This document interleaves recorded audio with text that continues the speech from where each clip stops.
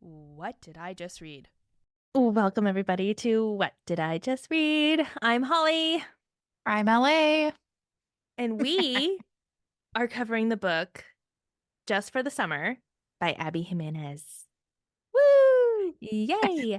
And this just came out last week as we're recording this, I think correct? so, yeah. Okay. I am just a big dumb idiot, and I did not realize that this was book 3 in the series. I didn't either. So So I'm this the is idiot too. this is book 3 of Part of Your World.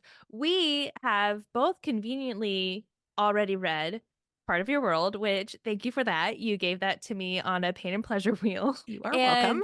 And I quickly followed suit with Yours Truly, which is the second book in that series because I could not get enough. I love Abby Jimenez now from the bottom of my heart. And now we have this third and perhaps last installment. It felt final to Part of Your World series. Yeah. Yeah, because I thought she was going to go off with Maddie's story and Doug's or something and Oh my can. God. I I felt so vindicated for Doug at the end of this book. Did you not also? I was like, oh, thank God. Oh, loved it. Oh my gosh. Okay. We are putting the cart before the horse a little bit here.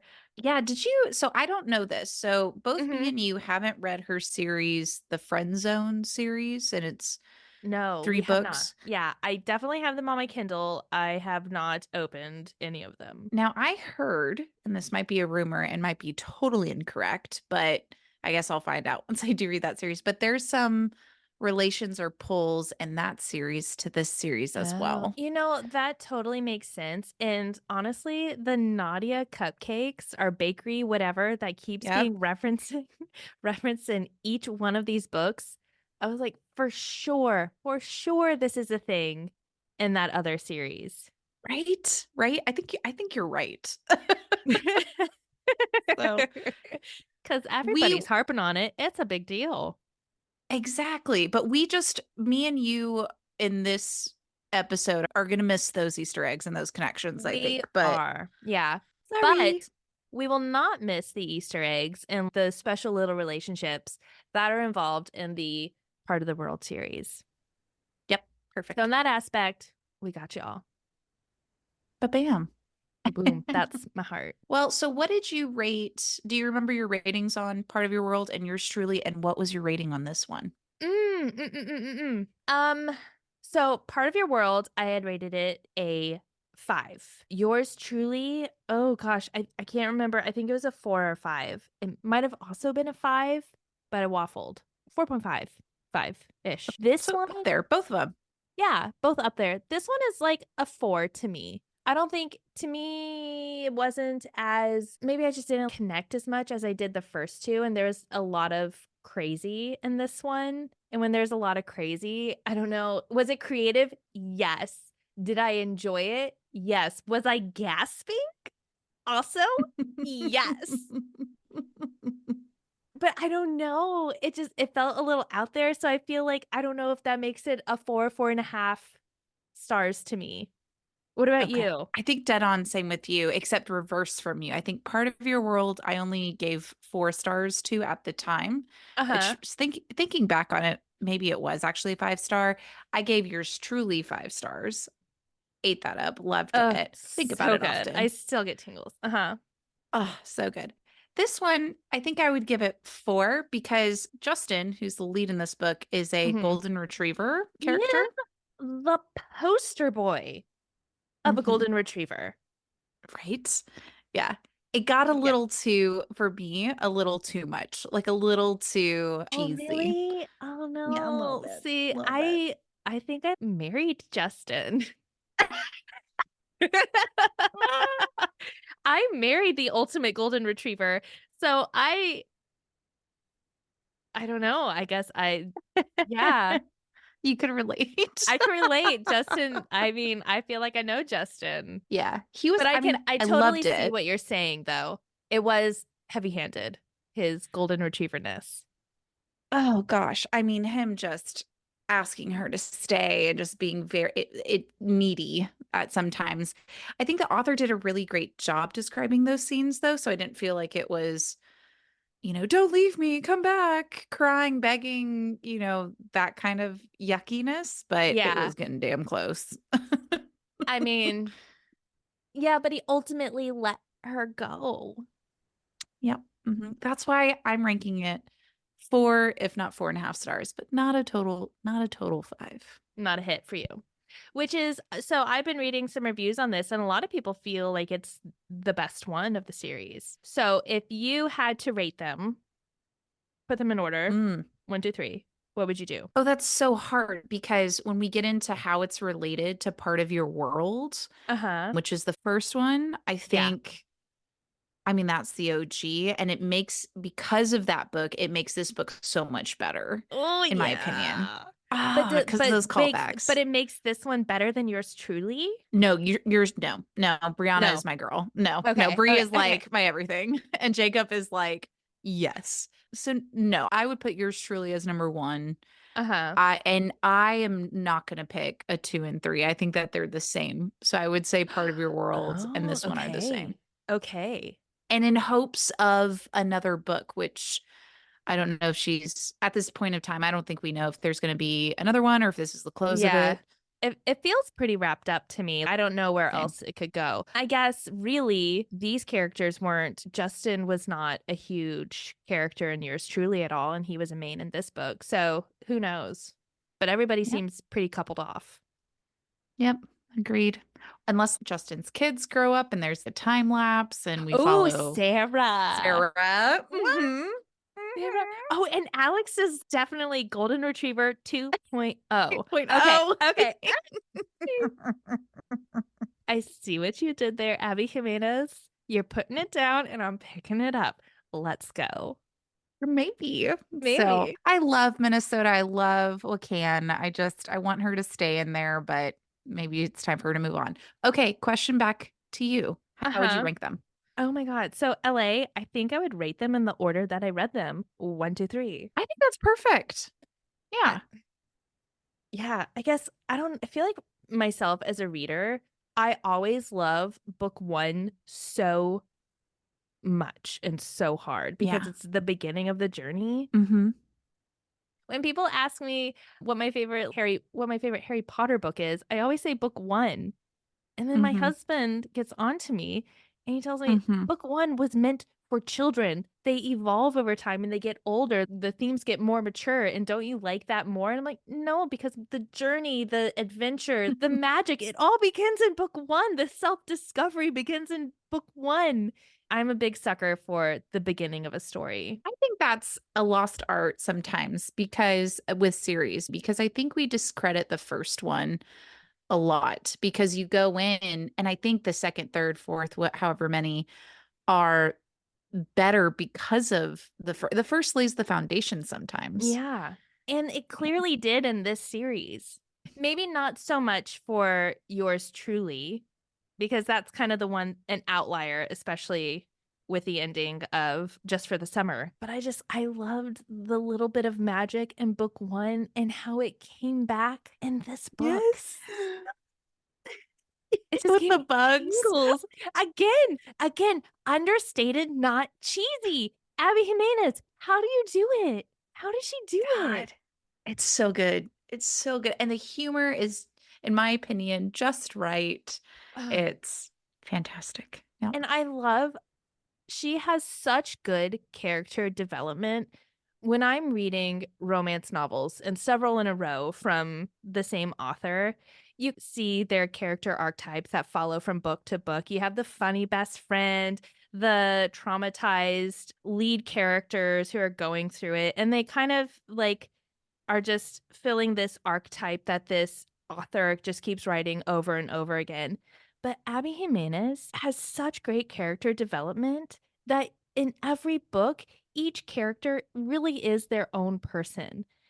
For example, in Part of Your World, we have the best friend, Bree, right? Who's really funny. She's really cute and kind of bombastic, but in there, she gets it. and understands her best friend in a really goofy and yet serious, poignant way. And then in this book, just for the summer, we have Maddie, who is also hilarious, but has a really dry sense of humor and a no, She and she means business. she does, and she came off a little too harsh to me and sometimes. I was like, "Whoa, girl, you need to chill with saying such ugly things about your best friend's mom." But Yeah, you come to find out it's all valid, but I it was felt the same harsh. way at times, Yeah. Yeah.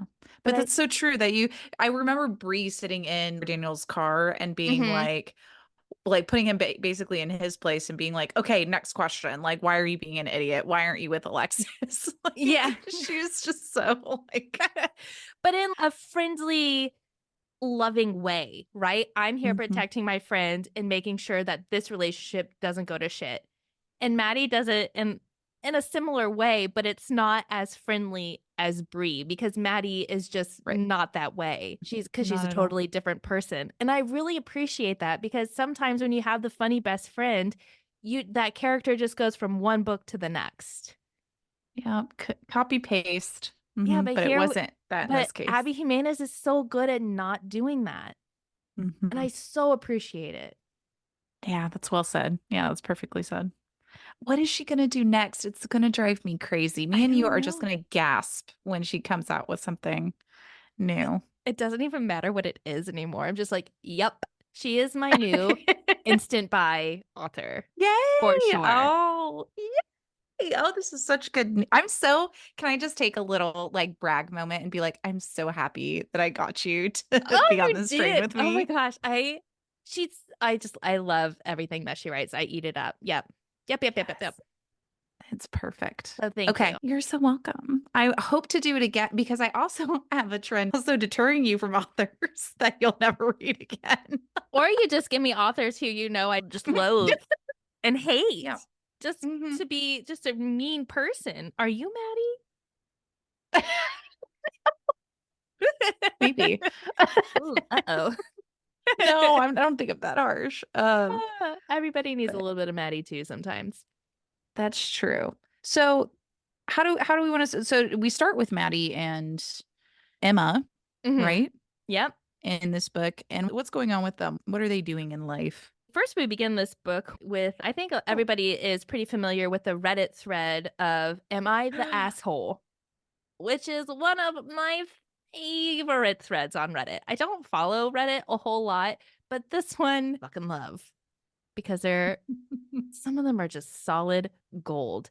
And this book starts with a solid gold one with Justin posting in Am I the Asshole? The summary is that Justin has a curse where every girl that he dates and breaks up with, they end up finding their soulmate after dating him and they get married.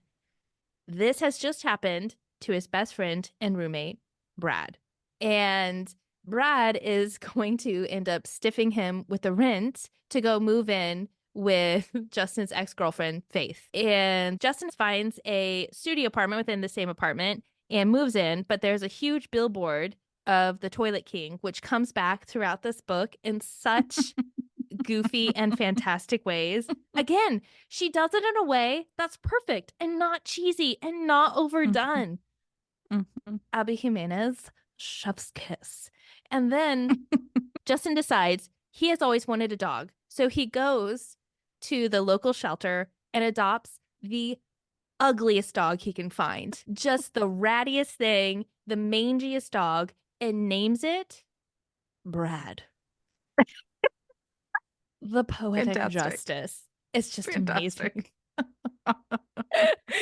And of course, he's still like best friends with Brad. Their relationship is still really close. Brad and Faith are getting married, and they have both asked him, Brad's mother has asked him to change the name of the dog. And Justin refuses because now it's funny. And Brad tried to stiff him on thousands of dollars. So he feels justified.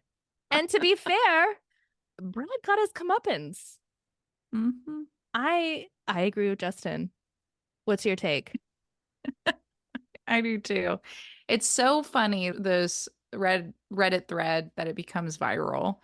And who sees it but Emma and Maddie on their lunch break? They're both nurses and they're They're both located in travel Colorado. nurses. They're travel nurses. Yeah. So at the point in time that they read the Reddit thread, they are in Colorado, I think. Yeah. And they talk back and forth about how funny this is because Emma too has a curse, right? She has the same curse. And Maddie convinces her just to message Justin back. And she does Well, for Maddie does the very typical thing where she figures out what his name is, what his real name is, what his Instagram is. she What? finds out that she finds his dad's obituary, all the things Yeah. about him. Ooh. And she's like, he It's seems like a nice guy. Go ahead and message him. cracking up in the first half of the book because you all have to have that FBI friend. And like, it's Yes, who's able to Google the shit out of anybody. I am not that friend. I'm not either, which is shockingly, I think I should be. Oh, yeah, you should be. So Emma sends Justin a message and just says, "Hey, I have the same thing, whatever, haha." Right? Yeah. And then And they have this cute back and forth where he's like trying to suss her out if she's a reporter or not. And he's like, if you're a reporter, you have to tell me you're a reporter. And just these cute little things back and forth that are just like, oh, ate it up. So cute. yes, it was so good. So they eventually exchange numbers. They do have a FaceTime. They send pictures, and he tells her, "Well, hey, if you ever find yourself in Minnesota where he's at, then maybe we can break the curse together," because her whole thing is that it needs to be 4 dates, like a month of dating, 4 dates, and a kiss, and then That and a kiss that he has to initiate. initiate. So it's hard because she's obviously not in the same state, let alone the same city. Yeah, and So her and Maddie are planning to move from Colorado very shortly to go to a long extended trip, like 3 months in Hawaii to go nurse in in Hawaii, which, yeah, damn, that sounds nice. that would be fine. Well, it sounds expensive too. Living in Hawaii is not cheap, but No, but yeah, it depends on what part of Hawaii. that's true. So this is the kind of weird thing I think in the book that was interesting is that Emma decides to pitch to Maddie why, because she starts looking into Minnesota and why it would be a good thing to go there. And Well, and that instead, she's talking more and more to Justin, and they're developing like a little bit of a rapport. And he's but not telling, over a long time. no, it's not. It's like maybe a week ish kind of thing. A little crazy. A little crazy. Yeah, but when you're moving from place to place and there are no roots, there's nothing settled. Minnesota or Hawaii, Holly. I mean, I know, okay, LA, I get it. I hear what you're saying. But I think to her, she's just like, this will be a fun thing for a minute, right? True. And then we can go to Hawaii. Yeah, because she makes a deal I with. understand that mindset, right? We It, can always go back to Hawaii. We're going to keep going after this. I'm not invested yeah. in this. This is like a detour for fun. Yeah, because she makes the deal with Maddie for it to be just 6 weeks. She found the perfect cottage, which is like on this island, and it's going to be, quote, just for the summer. Yeah. But when Yeah. she brings up this island that they have to boat to back and forth, I was automatically thinking, this sounds like a terrible plan. I Terrible didn't put plan. it together. No, see, I'm so glad the author put that together for me because I would have never put it together. I was like, oh, how fun. This sounds great. And then when they get there, so they get there, she doesn't tell him that, she's coming yet. And they rent a house from, drumroll, Neil! It's Neil, which we don't quite find out yet.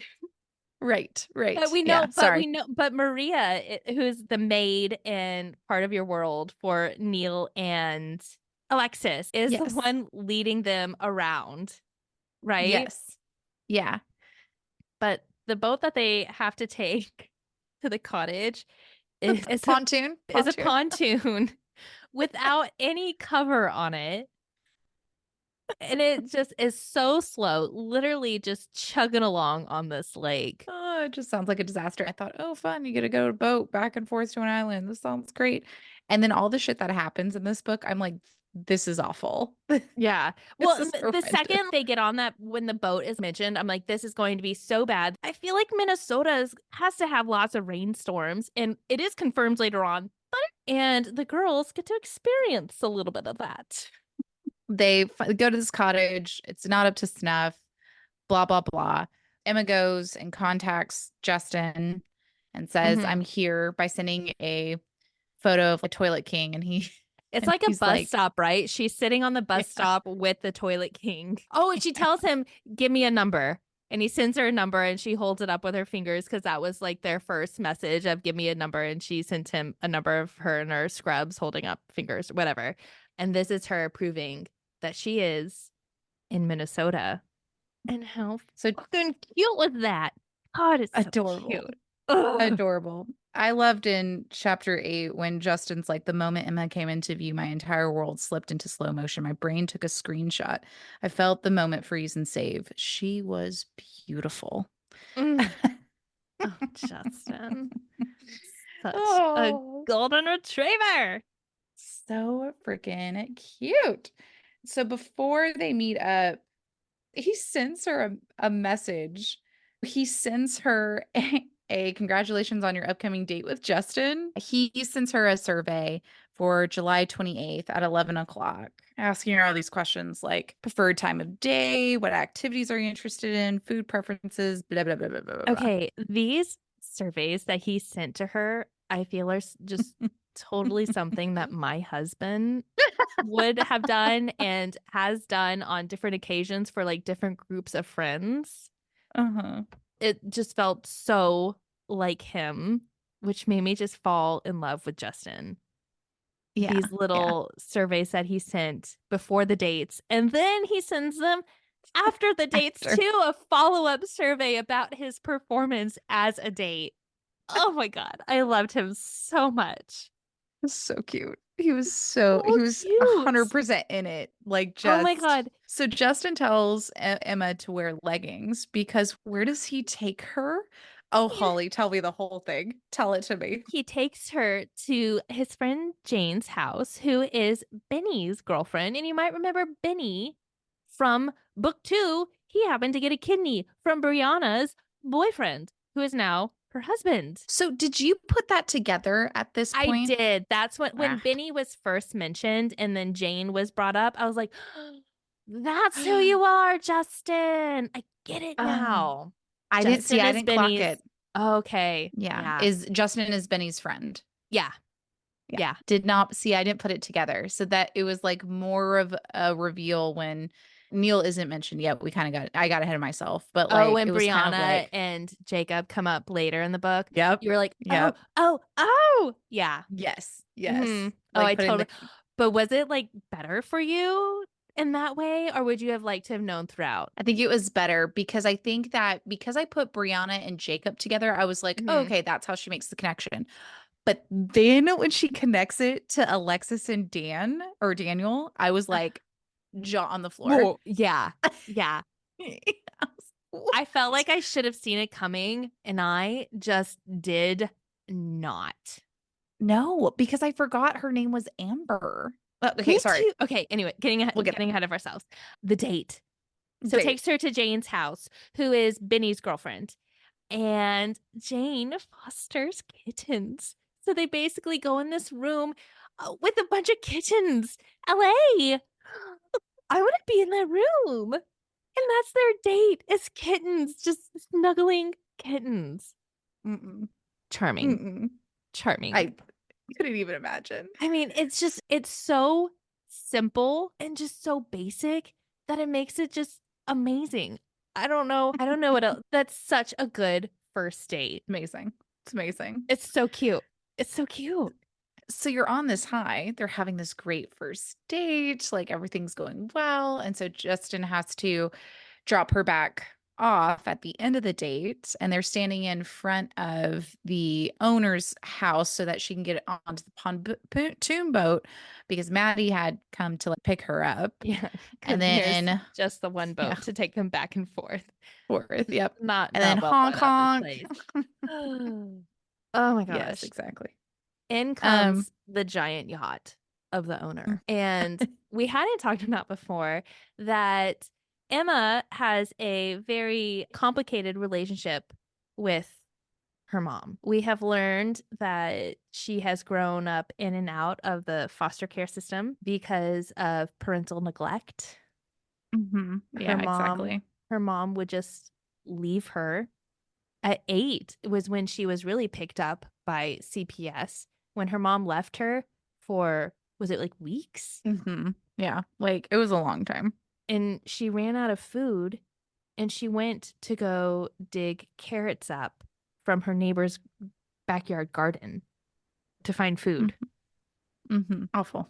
Awful. I have no words. And the Mm-mm. fact that this didn't happen once, but multiple times, and how she still finds grace and empathy for her mom over the course of this book. It's both, I mean, inspiring because I would like to have that much empathy and grace throughout my life, but at the same time, it's just tragic and sad when somebody has been repetitively abusive towards you and still you're trying to get them to love you. Do you know the journey I rode on was I was really hopeful for Amber. I was like, oh, she has a Yeah. mental issue. She is manic sometimes, and then, Yeah. or maybe she has a alcohol problem, or maybe It's something's all, going it on sounds with like her, right? all of that. Yeah. Yeah. I mean, Yeah. Amber is And not healthy and not helping herself.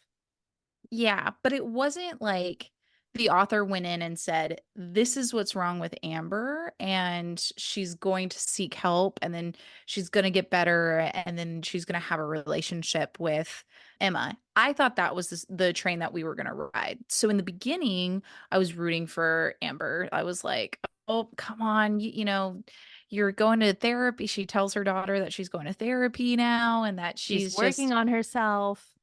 yeah, and I was like, this might be like they're gonna have some sort of falling out like A her and redemp Neil, but Yeah, there'll be a yes. redemption for Amber. Yeah. Yes, Some kind yeah. of So that's redemption why. story. Yeah. You're rooting Exactly. for her. And Yeah. And I found at the and then at beginning of the the book, end, I was too. Yeah. And at okay. the end, all bridges burned. No. Wow. Yeah, no. I've never that I think that's why I enjoyed this book so much because I thought it was gonna be a very like classic arc or whatever in Oh. her character. And I did not pair Amber with a mention in a previous book. But Yeah. yeah, it was I when that think was that revealed, I was like, oh my And I God. think But that's because Abby Jimenez does a really good job of developing characters who are extremely flawed and creating relationships with other characters who are also flawed, maybe also because of that character. But at the end of the day, she realizes that people have to want to be better, want to be better for the people around them. And some people just do not, cannot, or will not. And I think she does a good job of writing those characters. yeah, And I think yeah. she does a good job in writing different versions of those characters, right? Of the cannot, will not, and just will never, right? Because I Mhm. think she had, like, in the first book, we had Alexis's mom who wanted to try at like her own baseline, right? And Alexis's dad who just would never try, Yeah. and Amber Hmm. who just cannot and will not try. And then we have Yeah. Neil who is trying to be better. So she Hmm. has a good cover of those types of characters who you love to hate. Yes. Like, perfectly said. Yes. 100%. So her mom had sent her this message that she was like someplace. She hasn't heard from her mom in 2 years. And her mom Hmm. sends her, like, I don't know, tells her about this stuffed animal that she hasn't seen for 10 years, maybe more, decades. And it's this unicorn stuffed animal. And her mom's like, "Do you want this?" And Emma's like, "Absolutely, I want that. I remember that stuffed animal from third grade. I want it back in my life. Here's the address I'm at. Please send it to me." And her mom's like, "Okay." And then in comes this yacht. And on this yacht, we have Neil, the owner, which we are just being revealed owns this cottage that they are staying in. And also on this yacht is Amber, Emma's Ugh. mom. And Maddie is fucking pissed. She sees the shitstorm coming in. Well, and again, not to skip ahead, but what makes matters worse is in the next few scenes, they go to work, Maddie and Amber go to work, and they find out that Neil is a surgeon in their hospital, not just any surgeon, though, he's the chief of surgery. So Yeah. They have it to makes work with this, him because they're all the yeah. surgeon's nurses. They're in that department. So they find out that he's kind of pseudo their boss. And their landlord, like their livelihoods is based on this one man. Yeah. And Amber's here to wreak havoc. So Maddie is saying some very, very truthful but crazy hurtful things Vile thing. about Yeah. Amber. Yeah. Yeah.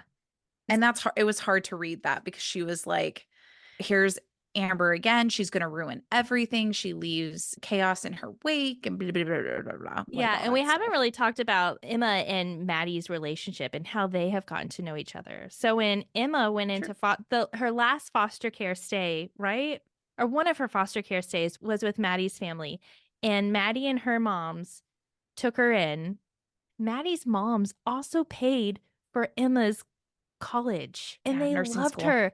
They Mhm. offered to adopt her, and Emma said no No. Yeah. because she's always thought my mom is coming back for me. My mom will Yeah. be here. Always had two suitcases ready to go at a moment's notice. If her mom was there to take her, she would be prepared and ready to go. Yeah. Ugh, it just breaks my It's heart. and so Maddie totally understands this relationship that Emma has with her mom. She knows how Emma gets after her mom comes in and then leaves again, how Emma gets really small and can't talk to anybody. She gets very withdrawn. And she has seen just Amber explode her life and for Emma have to pick up all the pieces and just Yep. take care of Amber and not herself. And Yep. so Maddie is just totally pissed to see Amber showing up at their new home. Let the chaos begin. But Justin stays the whole time. They have like lobsters and dinner and all that other stuff. Just like really nice of him. And then And Amber doesn't talk to Emma like practically the whole time. she's awful. She So just bad. gets, She has just met Neil and totally ignores Emma and hangs out with Neil like the whole time. So immediately as a reader, you're getting ick vibes from Amber. She's into Neil, it feels like, for his money because clearly he's very wealthy. He lives in a mansion, has a cottage and a yacht and a shitty pontoon. it's nuts. And then So it Justin, but happened. Justin mentions it too in this chapter. It's weird that your mom's hasn't really said much. You guys haven't really talked much at all since she's been here. And she deflects. But he can read her and he's just like, okay, this is like a sensitive topic. So, Mm-hmm. but he also has a sensitive topic, which we don't really get to until Emma actually goes over to his house. But he has some family problems going on too. Yeah. So Justin's mom did a little bit of white collar no-no. She she embezzled over 200,000 from the nonprofit that she worked for. She is going to prison in a week. Yeah, and his dad had passed, and he passed because he was killed by a drunk driver. And then his mom does this, and she gets the book thrown at her because how many years does she end up having to serve in prison? 6 years. Yikes. Ugh. So it's like the company even said, go easy on her, go lenient on her. This is her first time she's ever done this. She's always been so nice, so professional for us. She's done like such great work. This is out of character for her. And the judge said, absolutely not. Maybe if this were not a nonprofit, but that's what she did. So here are all of the years that I can give you. So she is going to prison for 6 years. And Justin is taking on the custody of his three siblings. We have Alex, who is almost 16. He's almost able to Yep. drive. Nope. We have Sarah, who is 13, and she is an angsty teenager. Woof. Yep. And then Mhm. and then we have Chelsea, who is a precious 4-year-old who reminded me a lot of my own almost 4-year-old daughter. How is he He's feeling ang- about taking on this burden? It feels like a burden. he's angry. I mean, He's angry. Yeah, he's a software developer, he makes a good living. He's not quite 30, he just has a dog, he has his own space, and he has his own life, and he has everything going on, and I think that Abby Jimenez did this so well in the book because he transitioned from all of that to basically being a single parent and And having not just to that, but, like, to be somebody who hasn't found their l he so desperately wants to find a life partner, and he Mhm. has not found that person yet. Yeah, And build now his he own life. and Mhm. now he is taking on these 3 children, like you said, becoming a single parent, and now he realizes that his window shutting Yeah. for 6 years. And he's angry at his mom. He's Yeah, upset. he He doesn't doesn't get it. understand because it's not like they were hurting for the money per se. It was she was spending it on crazy things like taking the kids to Disneyland and redoing the backyard. And because she said one line about this, but I was like, oh, I'd be angry too. But because of what happened with the proceedings, like all of the kids' college funds are gone, all of their savings are gone. So he doesn't want Yeah, them to lose. because So he's decided to move in and take Mhm. care of and live with them on a day-to-day basis for the 6 years. You know the situation now. He opens up to Emma about his mom as well. I also thought Abby was going to keep the author was going to keep that to a final reveal and it be very awful, but he just comes out and tells you this is my situation and this is what's Yeah. happening. Well, and Loved then it. after this first date, when they go, there's this moment where Emma wants to go and find the stuffed animal, and her mom's like, "It's in my luggage on the yacht, go find it." And she goes and finds it on the yacht by herself, and Justin follows her in, and they have a moment together. And in this moment, they basically make a promise to never lie to the other one. And I I really liked that there was no real miscommunication and that they both, Your favorite trope. Your favorite trope, oh my Holly. God, LA just made me love this book some more. I'm gonna have to bump up my stars for this. But the fact that they kept this going throughout the book, what are you thinking? And they were honest about it. Of course, did they omit some of the things that they were thinking? Yes. But were they Mhm. mostly honest? Yes. And so it started on this first date as well. And It so, wasn't repetitive either. This is what I was thinking and feeling, and this is what was said. It flowed very nicely. So, but that's what happened on the first date. oh, something I wanted to point out when he had told her about his mom, and he admitted that he was really angry about the whole situation. Oh, And this line. and she had told him to, in a world where you can choose anger or empathy, always choose empathy. This also really circles back to the first book in this series, where Daniel teaches Alexis to always choose grace. I just Oh, that's really so true. Yeah. like those themes. I like those It's deep. messages. It is deep. Like, think about where that person is coming from, what's happening for them. And then we also have later on where he talks about how angry he was at his mom. She brings up the fact, when did your dad die? And the fact that she brought up your sister was just a baby at this time. And so she was having to deal with an infant, your 2 siblings, all on her own without him and also grieving him who was there for her. And that sometimes people don't see the cracks and the cracks get filled with water and the water freezes and it expands and the cracks expand and you don't know. And it's just a Yeah. theme that's also throughout this book, the cracks that people don't see. And so that has to deal with the cracks too, because that's when she's talking about the trauma. Oh, so she says unhealed trauma is a crack, and all the little hard things that trickle into it that would have rolled off someone else settle. Then, when life gets cold, that crack gets bigger, longer, deeper. It makes new breaks. You don't know how broken she was or what she was trying to do to fill those cracks. Being broken is not an excuse for bad behavior. You still have to make good choices and do the right thing, but it can be the reason. And sometimes understanding the reason can be what helps you heal. Mm, beautiful.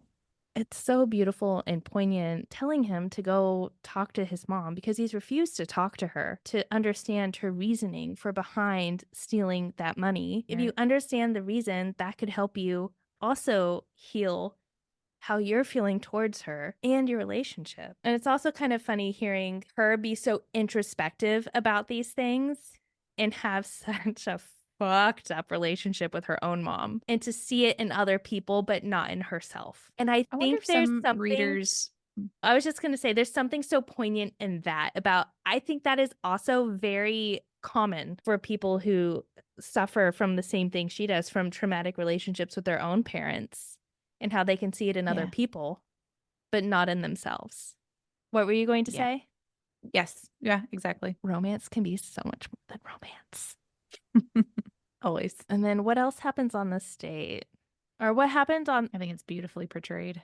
Mm-hmm. Okay. Oh, Mm. sorry. Okay. Okay. I just wanted to go back real quick because there was this moment where she had opened up to him about how terrible her childhood was and about Yeah. her first big abandonment where she had to go Carrots. eat carrots, and how she still, like, to this day can't eat carrots. And then when they go to have dinner with Amber and Neil, Amber brings her that Bloody Mary with a carrot in it. And Justin plucks out the carrot and throws it out of her glass. Oh my God. That moment, I was like, that's your person. Yeah. Yeah. Oh, Because he pays attention and he he knows. pays Yeah. attention. He listened to your story. He knows how traumatizing just carrots are, and that it's been given to you by this woman who left you to harvest your neighbor's carrots for food. She was off in Wacan. Yeah.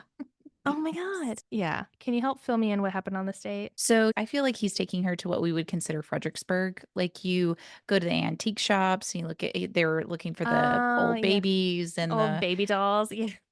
yeah. And then he I was going to thought take her that to they his, found like they were looking at the ugliest baby doll in every store, and I thought for sure they were going to buy one and it was going to come back up. But I guess she had already too many other things that were coming back up in these books. he gets a call, Justin gets a call, and it is Lee, and they're in this antique store. And also at this point, Justin is wanting to kiss Emma, but he's like, I'm not going to kiss her in this antique store. They got interrupted before. So as a reader, you're just like wanting them to freaking kiss already. Yeah, when is And this then, moment going to happen?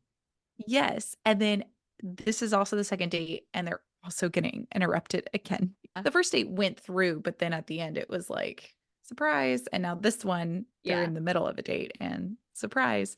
Lee calls him and says, Hey, your mom and I are drunk and they're going out because tomorrow is when his mom Is going to goes to prison. jail. This is like his mom's last hurrah with her best Yes. friend. And they're outside a bar and they can't get a ride share from either Lyft or Uber.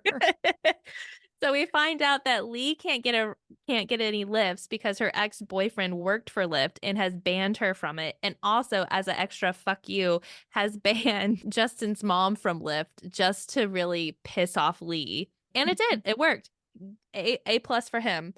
And then he's like, "Well, try Uber." She's like, "Well, we've both been banned from them as well." And we'll tell you the incentive is we'll tell you why we got banned from Uber too if you come and pick us up. And Emma's like, Like, oh, for sure. I need to hear this I need to know story. this story. And you're thinking that this is a story that happened ages ago. Yeah. And then No. LA, they go to pick up the two women. And they start And telling they're this just yeah, story. and they're just these two happy drunks in the back of the car. And they start telling this story about how Justin's mom found a dead raccoon and found out that this trash panda had babies. And so they gathered up the little trash pandas and were going to take them to a rescue site. So they called an Uber. They couldn't call Lyft. They got into the Uber, and the little baby raccoons lost their ever loving minds and went batshit Mhm. crazy in this Uber. And they got kicked out. And Lee, who called the Uber, was banned for life. And so now Christine, Justin's mom, decides, I shall call the Uber this time. And they do. And they do not learn their lesson. And the Trash Pandas once again do an encore performance. They get kicked out and are now banned. They both banned from Uber for life. But not to worry, they have realized how to settle these raccoons. How do they settle the raccoon? They put them in their bras and their shorts. Between their breasts, and they fall right to sleep. And they go, "You want to see?" It just all How happened the that night. raccoons? It happened that night. And Leah's like, or Christine, I can't remember which one. They're like, "Emma, do you want one?" And Emma's like, "Abso-fucking-lutely, I Absolutely. want one." She grabs one and she sticks it right into her shirt. And then this was the moment that I was like, Justin, this is the girl for you. That's amazing. Because she also, Emma did not want to meet his mom. She had this hard line, hard line. I don't meet parents. I don't meet family at all. Mhm. When Justin had already crossed that line with her, but he was very respectful of that line for her. He said, we don't have to pick up my mom. You don't have to meet her. That's fine. And then Emma was like, "No, we'll go pick up your mom. She's drunk. We have to go and take care of her. It's okay." And they get along so well. I mean, his mom is shit faced, but still, touching moment. So funny. So the night is ending. He's dropping her off at the pontoon that Maddie is waiting at. And this is the moment where you think the first kiss is going to happen. But no, what happens is Justin kisses her. Where does he kiss her exactly this time? On her forehead. And then he says, "Goodbye." Goodbye. So what's his so he has And that I love theory, that. right? And yeah, but I love that her reaction is just like, "What the fuck? What?" And she's just like, so like, Justin. She's heated. She's just like, She was ready for that kiss and he knew it. And like you were mhm. saying, his theory is that kissing her is just checking off a box for her and just is going to mean that the whole thing that they're doing ends. Because this is date 2. He has 2 more dates locked in that he has to perform to break this quote unquote curse that they both have and kiss her. He's going to try to prolong it because he starts saying quips in here too. I want to kiss you, not because it's part of this deal that we have or part of the curse or whatever. He's like, no, I Yeah. really want to like go on a date with you because I want to go on a date with you. She's like, does this count as one of our dates in another scene? And Yeah. he's like, no. No. Yeah. Just us. So the next day happens, which is a sad day for Justin because obviously his mom is turning herself in. Yeah, and his mom is leaving. She has decided that she doesn't want any big formal goodbye. She doesn't want any of them to take her to the prison. It's just going to be like it's a normal morning and that she's leaving for a long trip. And everybody is kind of falling to pieces. And I love how Abby Jimenez talks about, is there any really good way for this day to happen? No. No, I don't know. Yeah, it's all up to the person who it's happening to ish, right? Yeah, that's true. Hopefully. But his friends, who are so sweet and so kind, tell him that they have booked a trip for him and his siblings to go to the Mall of America. While they move him into the master suite, but not only move him into the master suite, but redo it for him. They're going to redo the carpet, redo the bathroom, and just put everything how he likes it. I mean, true blue friends. Yeah. Yeah. So I was going to mention earlier is like the camaraderie that she's putting in, the sweetness, the kindness, just Mm-hmm. everything about. He has a really good community around him that's going to Yeah. support him in this transition. This is where it starts and it shows because they end up going. And this is where I started to warm up a little bit to Maddie because while they're in Mall of America and he has Chelsea on his shoulders or next to Yeah. carrying her or whatever, he's on the phone with Emma and they've orchestrated Emma being at Mall and he like fist pumps in the air and she catches it. Do you remember this? Yes. And she's like, I saw that. I see you fist bumping. And she Mm-hmm. tells him, "You're getting predictable." Before she tells him that she can see him. And it's just Mm-hmm. so sweet. So then they go to the beanbag store and kind of have a conversation. Did you want to mention Oh, well, I think anything you're in saying there? that how much you loved Maddie in these scenes because he's looking for the car carts in the mall to put Chelsea in. And so he goes and he finds it, he puts her in. And Maddie, the whole time throughout this mall, has made it her job to push Chelsea around. And not just push Chelsea around, but push her around like a good 5 steps ahead of Emma and Justin the whole time. So they have the space in the room to talk and be cute and goofy together and to have moments. Exactly. I liked because I didn't know if you wanted to mention anything in the beanbag store that they were in, but when they were leaving, again, they just were waiting for this moment to kiss and they kind of like Mm-hmm. go their separate ways because it's the kids are there and blah, blah, blah. Oh, this is where you're going with Maddie. Yeah. Oh, she had so many good like moments in this scene where she is trying to set them up. Go ahead, go ahead, go ahead. They do not end up kissing. They go to the car. Maddie and Emma kind of have this like this yelling match of like, you know, you need to be with this guy or whatever the Yeah, she's like conversation was. telling Emma, she's told Emma like flat out, this is the one. This could be the one for you. Mhm. She loves Justin for Emma. Yeah. And so she, instead of getting on the highway, she ends up going to Great Wolf Lodge because she had left accidentally, quote unquote, her Hmm. purse in the stroller. So Justin has Maddie's purse.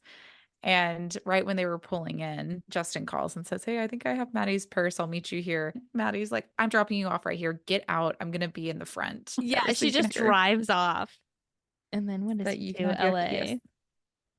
He kisses her, but how does he kiss her? So she's expecting like tongue, like a makeout, and he like gives her this kiss, and then It's like a chaste kiss, just it's just yeah, lips, right? But mhm, how it's described in the book, you're not quite sure because it's this moment where he starts kissing her and then he abruptly cuts it off.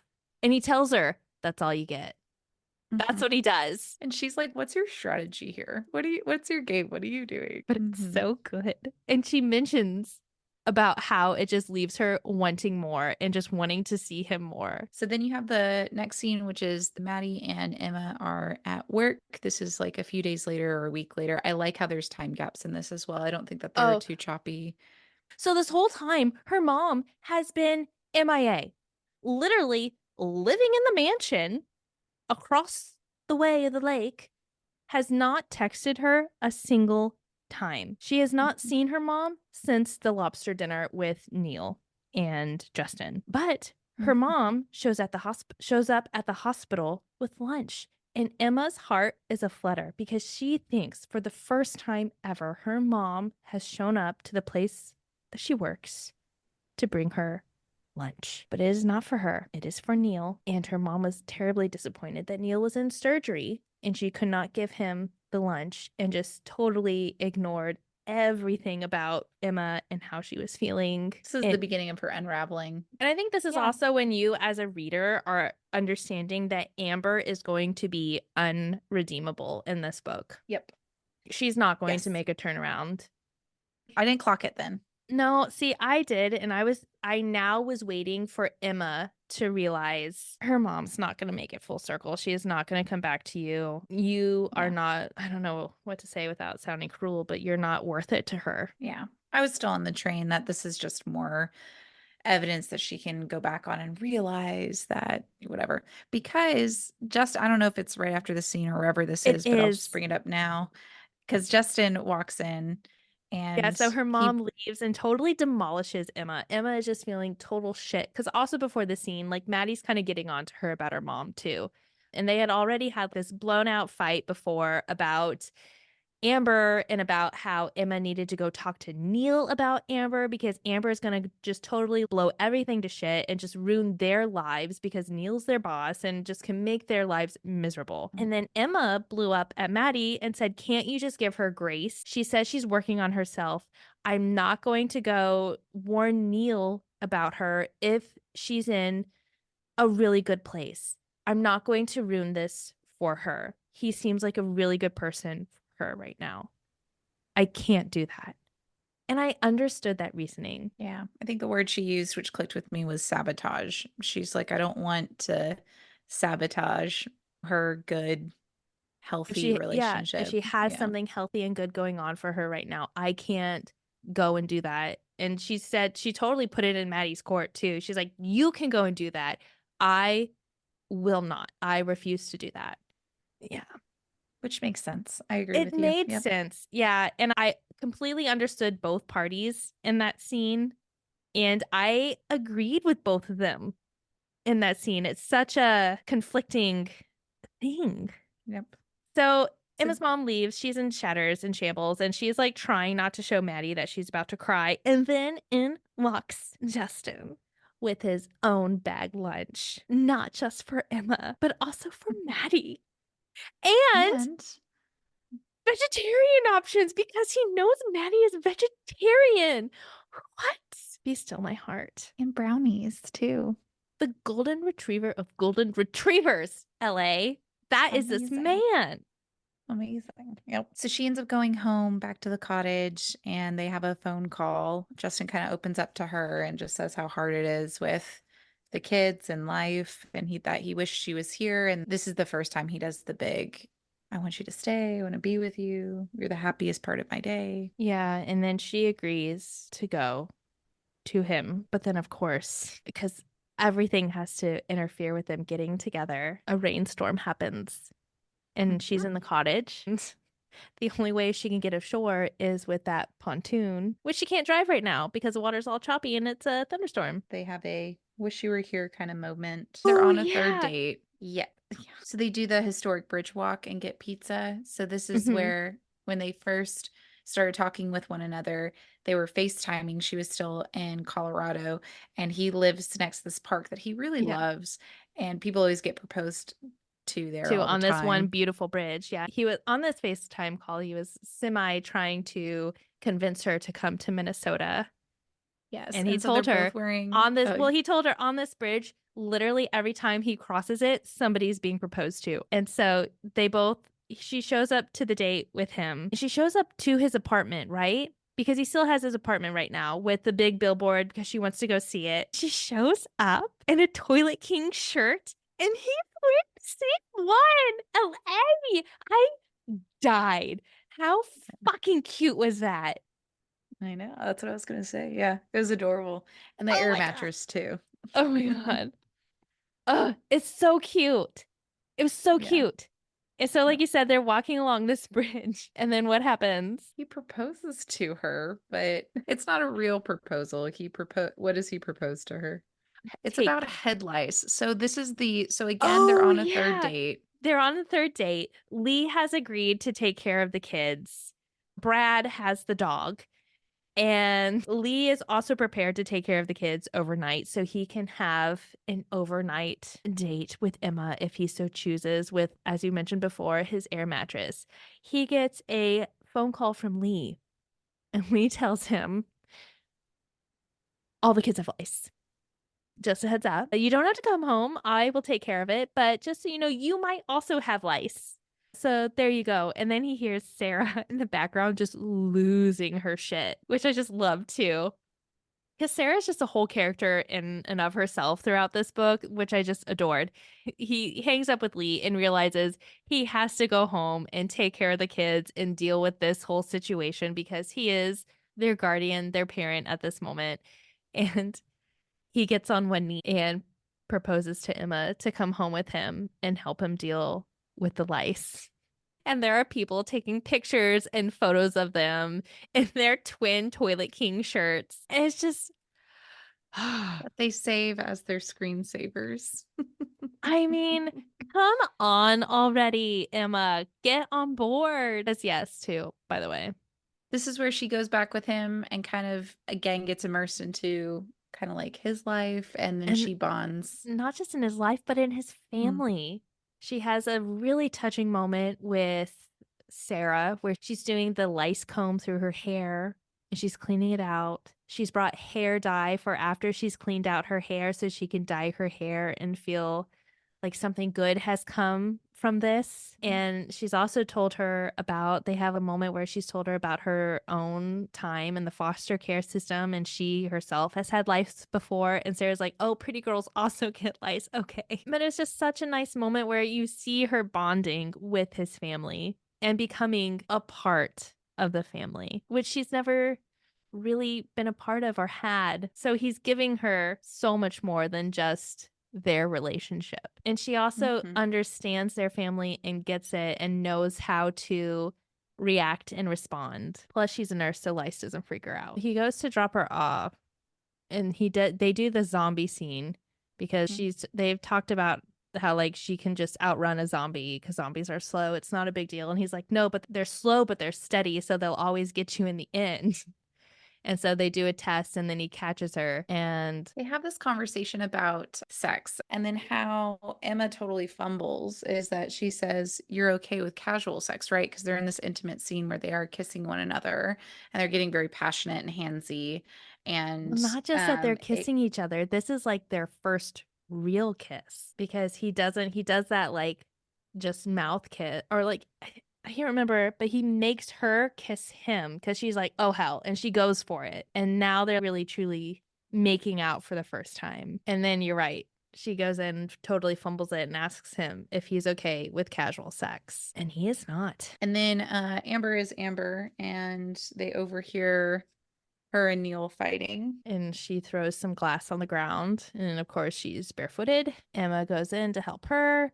Justin helps clean up the mess. Then Justin takes off. Then Emma sees how her mom is doing. And it's not well. She is spiraling. Bunch of burnt out candles everywhere. The flowers are all dead in the house. And her mom had been painting this rose mural. And it looks like it has been covered up and repainted and covered up and repainted. And it looks like Neil is not even sleeping in the same room as her mom anymore. It's just a real mess. So for the next few days, she says that she feels small, and so she starts. She this is brought up multiple times, and so it's like whenever. Do you want to explain that? Yeah, whenever it's really moments with her mom, and she doesn't know how to manage her emotions. So she kind of withdraws from the world and shuts everybody out. She has a depressive episode where she goes in on herself and neglects everything else. She won't respond to phone calls, texts, anything, just on her island. But sometimes on her island, Maddie can be there. I don't know if she realizes it here or a little bit earlier, but she also realizes that Justin could also be welcome on her island. Yeah, so she's starting to feel small, and she goes on her physical island, which is the cottage across the Yeah. way. And it's a perfect opportunity because Maddie is off visiting her mom's and she's by herself. She's not working. So it's a great time to maybe have some sexy time. Yeah, 'cause she Um, has the cottage all to herself. no, but what happens instead to this poor She girl? gets a terrible norovirus. She is vomiting everywhere, has diarrhea, and just all by herself. Can't hold anything down. Living on the bathroom floor. Ugh. And her and Justin are in a weird because of what she had said about casual sex, and they were sending Yeah. kind of these short text messages, and it was just kind of they're in a weird state, but he does end up calling her because she's getting worse and worse. She has nothing because this cottage is so old, and because it's a freaking island, she doesn't have crackers or a soup or any sort of medicine. She finds a Pepto-Bismol from 1994. It's awful. Yeah. It's awful, awful. She No finally picks up a DoorDash, by the way, will come to yeah. this island. She has no way to get food or anything else. Yeah. She's too weak to get in the boat and get off the island. Yeah. Like it's dire straits for her.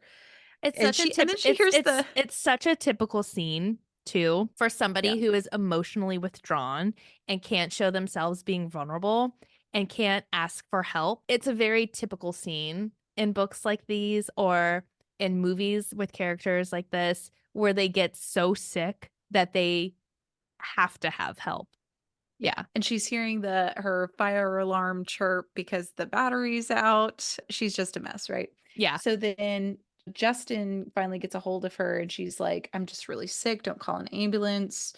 And then Justin's the second I hang up with Emma, I was out the door. So he And he is immediately like goes Superman trying to figure out how to get to her. But Neil and Amber are gone. They have gone to to Cancun after Mexico. Yeah. Amber's huge blow up because that heals all. And so he can't get in the yacht and he's trying to figure out, well, the pontoons on the island can't do that. Neighbors have jet skis, but he can't figure out how to get in contact with the neighbors. He tries, but nothing works. And then he sees a blow up unicorn. Flamingo floaty. Yeah, Oh, I thought it was a I unicorn. think it was a Uh, unicorn yeah. and a paddle. And so he hitches a ride on this unicorn and paddles his way to the island. And I just think, is that easier than swimming? Why didn't he swim? I don't get it. I don't know. I I don't guess I'm like a really strong swimmer. So same. But I guess the imagery of like of him with the him, paddle yeah, and it's a better getting image there than him just gulping swimming. away at Yeah. some lake water. Yeah. And he crawls, the front door is locked, and then he has to crawl through the window. No, And he then he doesn't finally crawl through the like, window, LA. He oh, kicks in the sorry. goddamn door like a man. She starts coming to, and this is where Jacob and Brianna are because he calls Benny his friend. Because Anyways, to Brianna go is get his her. sister. Gets her all healed up. I like how at the end of like this whole experience with Brianna, she's just like, you know whose house this is, right? And Emma was just like, Oh, yeah. yeah. She's like, you know, he's a huge dick bag. Just watch out. I love that Brianna is still not over how awful of a human being Neil is. It's been like a couple of years now. People have moved on. Alexis has a 2-year-old daughter with Daniel now, and Brianna Yes. has her own daughter and married, but still, Neil is awful. Yeah. They leave, and Justin stays. He stays and he takes care of her. He brings her soup, and sometimes Emma walks in and she expects him to be gone, and he's not. This is the moment that she realizes that he's penetrated her walls and is on her island and that she might not be in love with him. Because he does everything for her. He cleans her sheets, puts on new ones, and then he gets And then he sick. and then he gets sick. So then role reversal, she takes care of him. Yeah. And then what did you think about, because what happens right afterwards is sexy time, because Hmm. they both start playing like Nerf guns with each other after 24 hours. And so they're obviously feeling so much better, but they've Yeah. been in a puke fest for the past 2 days or whatever. But this was 75% through the book. And I got your text and you were like, they didn't have sexy time until 90% or something like that. And I was like, it must have felt that way. I just didn't. But yeah, this is like a real slow. Slow. But it's not a slow. Is it a slow burn? It's just slow to Mm-mm. sex. Slow to sex. Yeah, Yeah. I don't think it was a slow burn. Yeah, I just No. think it was like because I mean, there's a lot of other foreplay you could have done, but yeah. It was yeah. slow to kiss and then slow to sex. It was just, yeah. Yep. What did you think about the smut scene, if you want to call it that? Yeah, it wasn't like it wasn't like the smutty scenes. If I were to give it peppers, 2. I'm in the room. Anyway, it was sweet and heartfelt, right? Yeah, I thought so too. Yeah. Yeah. And finally, so yay.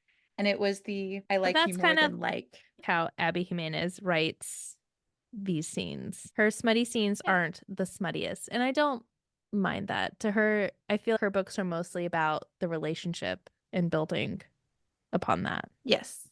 Yeah. Yeah. Okay. Maddie knocks on the door frame and they are naked in bed. They have been sleeping together all weekend, and Maddie Yes. ruins the fun. Knock, knock, knock. What in the hand, foot, and No. mouth is this? It's even better now. It's better because LA and I, off this episode, have been talking about her nephew having hand, foot, mouth. Yep. So good. Full circle Fucking, moment. Yeah. fucking love Maddie. I know, she's funny. And the whole time she's giving them eyebrows. Justin can't get a break. No. And Emma kind of shuts down, right? So, Yeah. Ooh, he doesn't know if he should go back home or not. And she just gets dressed and kind of throws his clothes at him and says she needs like a moment, right? yeah, he says, I'll call you tonight, right? And she It's says, like, no, I'll call you. ooh, ooh, ooh, ooh, ooh, ooh. Yeah. Emma. So harsh. She puts up those walls. Those walls are up and locked. Mm-hmm. This was hard for me to read. It felt like they were breaking down those walls, and to see them come up so quickly, Mhm. it really broke. I understood it. I could see it coming, but it broke my heart. It made me sad. I think because how the author too, like she described, kind of like a beaten puppy, because that's what Justin is. And he just all sadly, mopey, goes back to the life that he has now, which is a box full of bills to pay and the chaos, which is being a guardian of his siblings. And it's just, And oh, the thoughts of why would she want this? Why would yeah. she want me when I come with all of this? It's a Hmm. lot. Yeah. A little bit of self-doubt. But then, as Abby Jimenez does with her writing, she jerks you again. Woof. Yep. Be- Because Emma does end up texting Justin late at night. I think it's a few days later. She says, "Hey," she said, "I was wondering if you wanted some company." And he's like, "What?" She said, "I'm outside." And this is the rose bush that you want to talk, you want to mention that? She has the rose bush to Oh, plant. Oh, we didn't talk about the rose bush, did we? Because he finds out that roses are her favorite flower because her mom gives her roses at some point, and I don't, it transpires. And so he gives her an entire rose bush because he also knows that she likes to garden, right? She goes and she buys houseplants wherever she goes. And so he buys her a whole fucking rose bush. And what you can't just keep that in a house. That's something that you have to plant. And it has to, LA, it has to take root. mm-hmm. And she's Like, trying to think of where to put this rose bush. And this whole time that he's given it to her, it has lived on the dock because she doesn't want to plant it on the island. To her, the perfect place is where, LA? where Justin is. Where Justin is. Oh my gosh. Excuse me while I cut open my sternum, and here's my heart. Here it is. Cute, cute, cute. So she shows up and she has the rose bush to plant. They do the very typical thing, right? Try to keep it all secret between the two, right? Yeah, yeah. But it's not really working out because his sibling, Sarah's like, we know you're staying the night here. We know you're here. We hear you laughing, Laughing. which, yeah, that's what we're doing. We're laughing. There's that cute little scene where Chelsea wakes up in the middle of the night. And then, do you remember that? Then she Uh, feels that she's there and they curl up I with think, her together. yes, because Emma is trying Mhm. to leave and then Chelsea wakes up. Mhm. Is it in the middle of the night or is it like 5 in the morning? And he's I trying think to it, convince her to stay a little bit longer in the morning. And then yeah. Chelsea wakes up and he's like, ugh, my time is up. I need to go get Chelsea back in bed. You go ahead and sneak out. And then Chelsea's having none of it. She wants to be in the bed. Mhm. And Emma's like, no, just just bring her in. It's fine, whatever. And they're Mhm. such a family. LA. It's so And for a week and a half, she gets folded into the breakfast routine. Everybody treats her that it's normal and they just have she's breakfast. downstairs in her pajamas. It's just normal everyday life. She has a family that she's never had before. She's ensconced in it. He's taking on the mom role, and everybody is just loving and embracing everything. And then the third act breakup comes.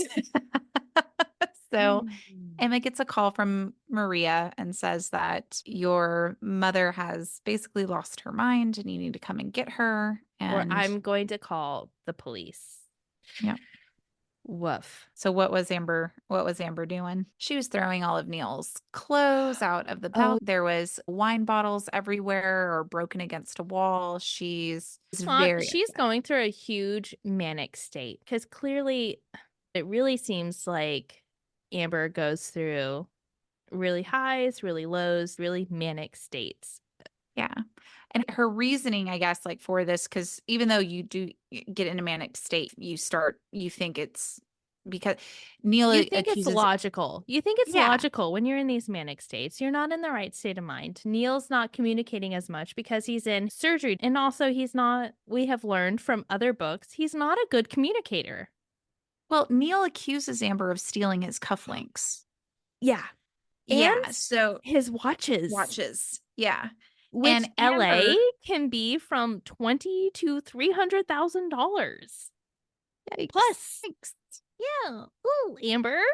He wants to kick Amber out, but he does a really honorable thing, which says, I want to pay for an apartment or get you the Oh. help that you need. Neil isn't just trying to call the cops and get her out or whatever. He's actually trying to do nice things for her.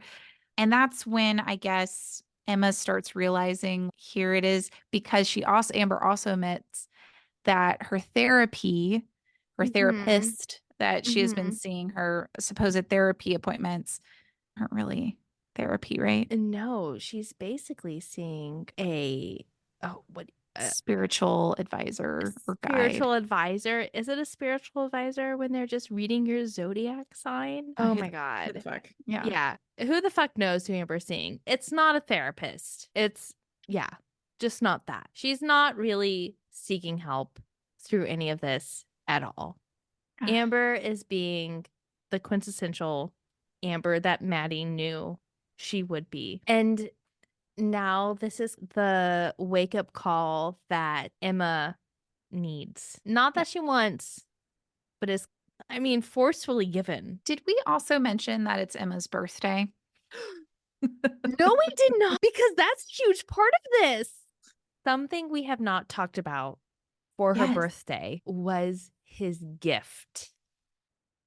Oh, So at the beginning of this book, she gets her worn down stuffed animal back. It has lived a life and it's a unicorn that's like its fur is all matted, it's gross, it's different colors, it's dirty. Its unicorn is like off to the side. And his gift to her is this refurbished unicorn. And I also love at this moment where she is just feeling a little also over and she yes. doesn't know how to take a compliment because she only has herself and Maddie on her island. Yeah. And he tells her, "You're not asking for too much. You were just asking the wrong person. Ask me instead. Be still in my heart." Oh my God. This man. Amazing. Amazing. He's amazing. Hmm. Women can write men. But it all comes crashing down. Yeah. She had just been given confetti pancakes Hmm. from Justin and his family. Literally just blew out the candle and gets And the her phone mom call from Maria. Amber doesn't even say happy Happy birthday. birthday or Never, whatever. It's just never Amber does Amber. calls. Yeah. No, no. That's awful.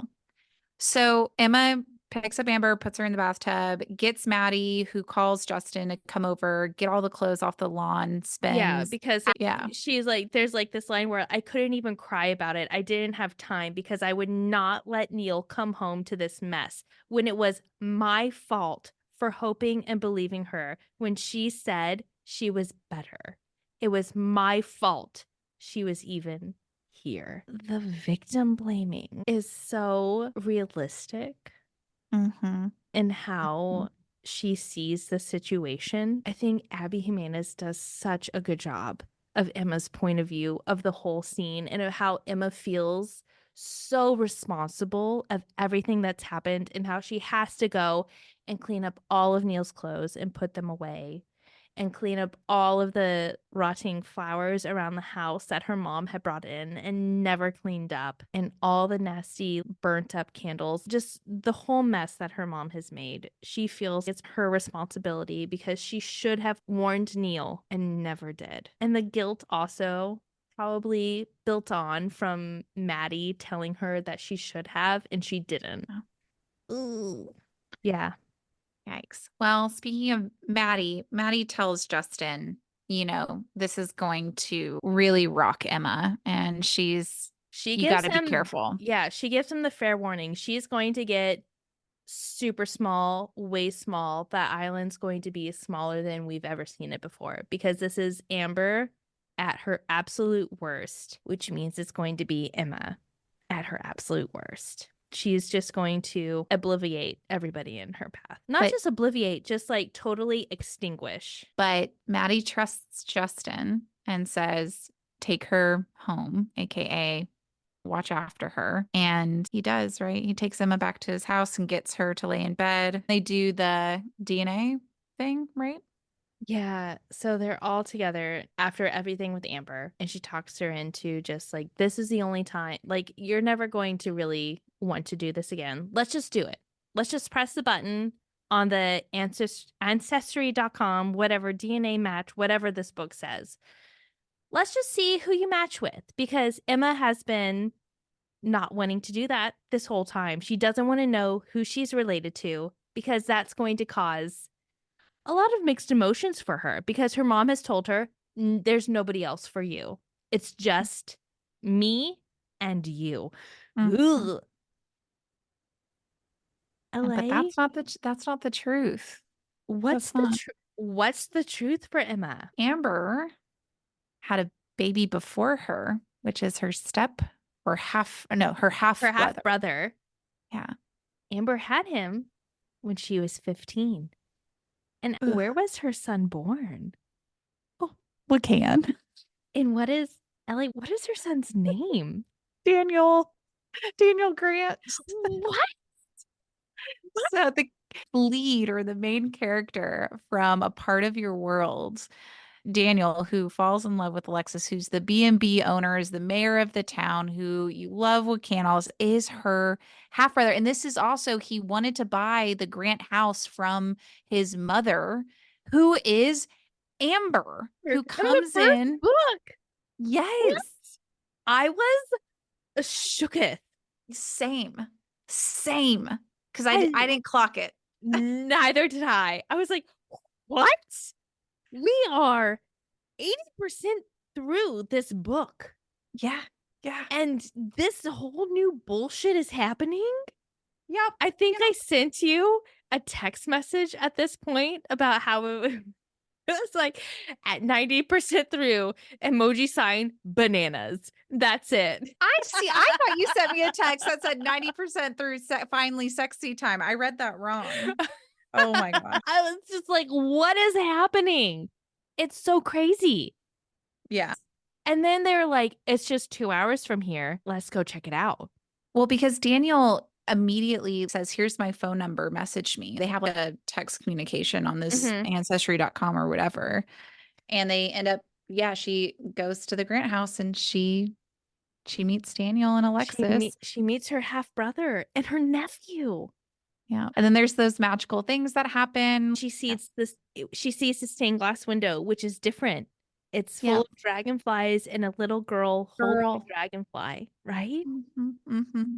I feel like I need to look. I should have been more prepared because I should have looked up the sign or the symbolism of a dragonfly. There has to be something behind that I'm missing a little bit from this book. Yeah, 'cause she ends up wearing dragonfly earrings later. Yeah. Yeah, something. I feel like there's some kind of symbolism that I might be missing there. Same. But I know it symbolizes Emma. Yeah. So she goes and she meets Daniel.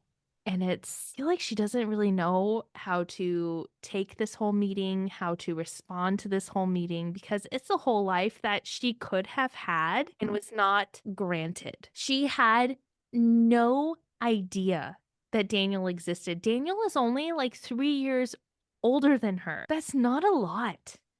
Yeah. That's Yeah. not a huge age gap. She's meeting Daniel. She's in the house. He is opening up family albums. In the family album, she sees a picture of Amber and she asks Daniel, "What year is this? What year is this and what time of year?" And she finds out that Amber was in Wakan, when she was 8 and having to dig out carrots in a neighbor's garden to feed herself. She was in Wakan drinking Bloody Marys. Just awful. Awful. Amber is now unredeemable. There's nothing good about Amber. Amber can't come back from this for me. But you also find out that Daniel didn't own the Grant house, that Amber actually got it handed down to her, but Emma didn't know about that. And Emma Oh, didn't know, yeah. right? So Emma Emma didn't finds know. out, yeah, that Amber had inherited the Grant house property for $500,000. And Emma's like, what the fuck? Where did this money go? I have never seen Amber with this money. She has never offered this money to me.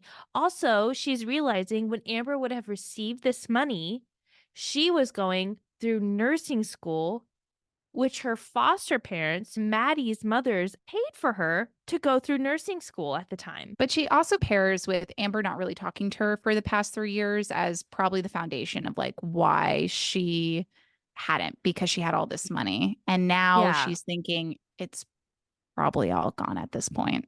Yeah. Well, it's why she's with Neil, right? She has no income. She spent it Yep. all. She has Louis Vuitton bags.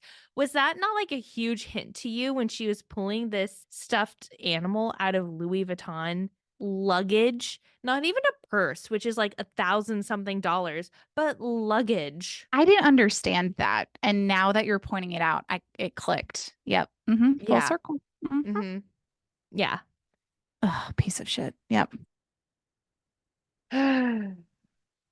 Crazy. How did you feel when you found out that Emma and Daniel had the same mom? Was it just two cuckoo bananas for you, or was it enough cuckoo bananas for you? Did I think it was Did you think it bananas? was too crazy, too off the wall to bring Amber back into this book? Not only to bring Amber back into this book, but in this crazy off the wall way. I loved it. I ate it up. I thought it was Oh perfect. my god, me too. And Creative genius. I loved that I didn't see it coming. Same. I love that even though I could have had way more distance from this book, right? Her first book, A Part of Your World, came out 2 years ago, let's say. I could have had that distance from it, but I just had a month and still I was like, what? So good. Yep. If I had pearls, I'd be clutching them. But this is, and again, not to jump ahead, but this leading up to why Emma breaks up with Justin makes total sense to me. This is a true third act breakup that's not in it for the sake of the arc of it or the romance novel calling for the breakup or like what does that make sense? It's Yeah. You're breaking up with somebody not because you don't like them or love them. She's breaking up with him for him in her mind because yeah. she has so much to think about and to work on for herself. She is not in a place to be with somebody because she is wrecked. Yep. But I thought she was going to do that and I would really not appreciate if Abby Jimenez just wrote, because there are other novels that we've read out there that this Mm-hmm. craziness happens and then in 10 pages it's like, but I love you and you run across a field I and you love can't each live other. without you. Yeah. No. No. No, she goes through the psychological, emotional She chaos. feels the feels. Yeah. Yes. Yes. So I love that she did that because Emma obviously freaks out because she sees all these pictures and she puts together that Amber is a piece of shit, basically, or finally she does. Yeah. And she Well, leaves with yeah. Can. She can't handle And it. not only does she discover that Amber is a terrible person, a terrible mom, but that Daniel, who honestly, like, uh, it's like in the air if he lived the dream life. But to Emma, he lived the dream life. He lived with people who cared about him, who loved him. And She was Emma did not. Amber robs a lot of people, but Amber robbed Emma of Of her everything. relationship. Yeah, with her Everything. grandparents, her brother, everything. And Yep. constantly does it throughout her life. It's awful. It's awful. It's so awful. That's your mother. I don't think she understands what one is because that's just not one. She definitely So, does not. No, and I think that's a big part of her confusion is she doesn't know what a mother, a parent is. Yeah, so she just has to get out and go. So she leaves the house. They all get in the car and she's just like, I have to leave. I have to get out of here. This is too much for me. And they get in the car and a whole bunch of dragonflies attack it. And it's too many and they have to stop because it's a con. And there's magic in the air. and there's also, we forgot to, the house, the Grant house is full of roses, right? Yes. Yeah. And And she then realized that it's her mom's scent, which has always been a comforting smell to her. And she realizes when her mom didn't smell like roses anymore, that her mom was in a manic state. And the rose mural her mom has been painting in Neil's house is from the Grant house. yeah, it just all ties back. So, Yeah. anyways, swarmed with dragonflies. She gets home, Mm-hmm. breaks up with, She yeah. breaks up with Justin. She sits him down on this couch, poor Justin, that he found out when his dad died. He found out when his mom was going to prison, and now he's like, and this is the couch where she breaks I might up. The die. stupid couch. No, Justin, no. Oh, you poor baby. Justin, I just want to snuggle you. Emma needs to work through this, and she just makes a decision to she doesn't tell him where she's going. She doesn't communicate with him. She doesn't do anything. And she tells him to move on and about the soulmate thing and who you're going to date next and that whole line. I forget what it was. Yeah. Because Yeah. basically, they're supposed to find their soulmates after this is all done, but we all know that they're the soulmates. And she's just trying to push them away because that's what she does. So then you have a time jump. So 6 months later, Yeah. and Emma's doing really well. She's in Wakan with Maddie. Yeah. And Maddie has chosen the next place, and it is Wakan. It has good been old an Maddie. easy transition because the clinic that they have chosen is a part of the same hospital that they have been at, which I cannot pronounce. Can you? No, the mm, sure, Ramon. sure, that one. Okay, cool. But their boss is Pronunciation is key. Alexis, Yes, right? yes, that's what we need to know here. And who is Maddie dating? Doug. Yeah. Yay. Oh my God. I was so happy. I was so excited because everybody's harping on Doug. And Doug just seems like a nice dude. And it made me He sad for Doug. he was definitely like the comic relief. I and when I found out that Maddie was dating Doug, I was like, yes, get yours, Doug. And he wrote it there like something about I don't know what they were talking about. He's like, she scares me. Because she scares everybody. She's perfect for She's him. So perfect. Oh, and she's at his house listening to all of his little guitar solos that he plays. Oh, I just love it. I love it. it's Mm. amazing. Mm-hmm. Emma has abstained from texting, calling, not talking to Justin. She's still Snapchat friends though with Sarah, and she's trying to catch glimpses of him. She'll And see him at the sink doing dishes, just the back of him, and she'll relook at that snap over and over just to get that one little glimpse. And she yeah, realizes she's ready to go back. yeah, she made a promise to herself once it hit 6 months, she was going to go in and I think just see him, right? Just talk to him. I think she's at that point where she's feeling ready to tell him how she feels, that she loves Yeah. him. So she hops in the car. She's about an hour and a half away when she gets a phone call from Sarah. You need to come and pick me up because I have just started my period. Thank you very much. And she And she goes does. without Yep. hesitation. She goes because this girl is like her sister. Mm-hmm. She takes her out to, I imagine like Culver's. yeah, Culver's. Have you been Culver's. to a Culver's? I have been to a Culver's, but I imagine first they stop by a CVS, get some, Yes. tampons, the pads, the whole kit and caboodle, and then they go to Culver's for a And she burger shows and them some how to use them in the how car. to use them. Yeah. Have you ever showed anybody how to use a tampon? I haven't shown anyone. My mother showed me Okay. how to use I one. don't know if I can't remember how my mom showed me. I imagine she did. It was like a pushing thing, whatever. But I do have distinct memories of teaching one of my friends how to put a tampon in Mm-hmm. from a bathroom stall. She was in one stall, I was in the other. And I was like, okay, you take out the tampon, you shove it in. You do what? You gently insert it into your vagina. Wait, okay. Did I tell you I thought I got it stuck there once because I put it up there and I I think didn't have a flow? everybody has felt like they have gotten it stuck up there once. I mean, I've stuck two up there. Okay, anyways, that does not happen in this book. No, no. So Sarah says he hasn't dated any Justin hasn't dated anybody. You should, when you drop me off, come in and come see him because That he Alex would isn't going to be like there to see you. and he would like to see you. And so she does, right? Because that was her end game. That was her plan. But it's not this climactic moment of she walks in the door. The moment where Justin sees her, that was really powerful to me, but Yeah. he was I so kind of apprehensive. this moment felt so real. I thought you were going to say it fell flat for me and I was going to punch you in the face. I'm so glad that It you did was not one of say. those moments in a book where this is something that would happen in real life. You're going to go and make the big proclamation. That's her goal.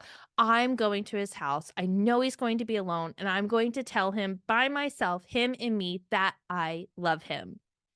And then his sister gets her period and calls her to pick her up. And so now she has the sister, the hormonal sister in tow. And the hormonal sister obviously has no idea what her plan is. She thinks that she's invited her to come over, right? So they go over to the house. The sister tells him, "Hey, there's somebody downstairs to greet you." He has no idea what's happening. Isn't Chelsea here too? Because isn't she holding Chelsea and playing with Chelsea on the couch? Yes. So Chelsea, the younger sibling, has a fever. And of course, Emma's a nurse. She's checking her out, seeing what's going on with her. Justin comes down, and like one of Emma's first line is, "You know, she has a fever, right?" Because she's a nurse and she's caring and she cares about these people. I love it. Because it's just dipping right into this life and this relationship with Yeah, him, right? exactly. She's going Yeah. right back into it and she is there for it. She loves it. She wants to be there. She enjoys being there. It's beautiful. But he's like, we're not having this on the couch. We're going to go to the breakfast nook. We're going to have Hmm. this conversation. And she asks him what they talk back and forth. And then she Hmm. asks him what he's thinking. And just like you said at the very beginning, that, how they had this conversation where they were being honest, he says that it's hard for her to be there. It's hard for him Yeah. to have her there. Yeah. And she's okay. I'm sorry. I'll go. And then she's on her way out the door. Emma turns around and she's just is like, no, I'm going to tell you what I feel. And it's beautiful. And what happens, Holly? He hugs her and he tells her, "Never leave me again." Not just for the summer. Never, ever, ever. She says, no, forever this time. Mm, mm, mm. And then the epilogue, they end on, so you started with the Reddit thread and you end on the Reddit thread and it's about Justin proposing to Emma. Yeah. Yeah. So he has the billboard remade, the same one at his apartment, his old apartment. Yeah, they're having a hard time finding tenants. So the apartment's empty. So he contacted the landlord to see if he could go in there. So and so he makes a whole new "Am I the asshole" post. And for "Am I the asshole for proposing to my girlfriend on a Toilet King billboard?" He was going to pretend that they were going to go see an apartment, but Yeah. instead he was going to fill it with roses and lights. And then take her to the window, which had a redone billboard poster of the Toilet King. And in the toilet, it says, "Will you marry me?" He says, thoughts, should I plan something else? But like, because people are like, my mom and aunt say it's disrespectful to ask her to marry me on a sign with poop smeared toilet paper on it. And then the final line is update. I did it. She loved it. She said yes. I loved it. Meant to be Oh, perfect. So I good. can't wait for the next one. And what is she gonna do? Is she gonna do it in this series? Is she gonna do a brand new spinoff one? I What's gonna don't happen? know. I don't know what's next for her. Yeah, I guess we'll have to find out. Yeah, I don't, I mean, I feel like we're wrapped up in the Part of Your World series. I don't know. I'm gonna say I don't know. I think she has an opportunity to maybe act. Where? Well, she could do Maria? anything. She could sure. Why not? I feel like everybody's paired off. Lee, Christine. Yeah. Actually, I think I would read Lee or Christine. Oh, 100%. 100%. I want them and their trash pandas. Hell Yes. yes. Yes. I want Christine's like out of prison redemption story. I would love you know what? Maybe we can find a book that just has I want romance a little bit older, like later in life romances. Yeah, Maybe we can find one. I'm sure we can. Yeah.